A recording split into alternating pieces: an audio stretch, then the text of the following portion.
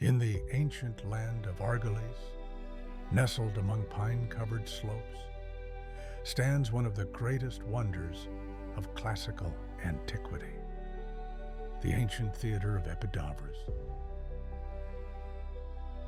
Built in the 4th century BC, it was part of a sacred sanctuary dedicated to Asklepios, the Greek god of healing.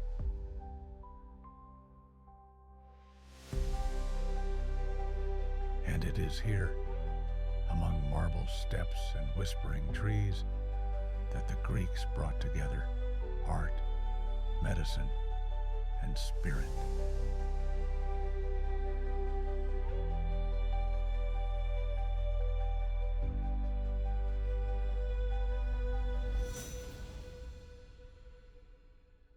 This theater is renowned for something extraordinary.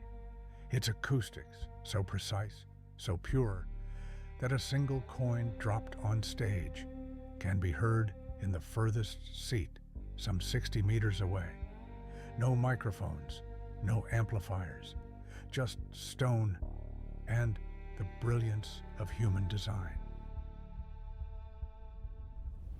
Here, on these ancient stones, the tragedies of the great playwrights echoed through the ages. The vengeance of Medea, the defiance of Antigone, the divine madness of the Bacchae, written by Euripides and Sophocles, performed as offerings to gods and to people, not only to entertain, but to heal. And though centuries have passed, the theater still lives. Every summer, voices rise again from its stage, modern actors retracing the steps of ancient choruses under the same stars. The structure has endured without mortar, held together by precision and time, a feat of architecture and devotion. Epidaurus was never just a place.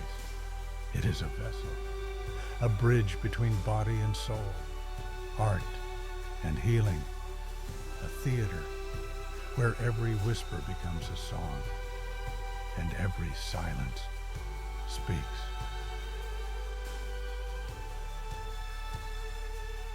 More than 2,000 years later, the stones still echo with the stories we need to hear.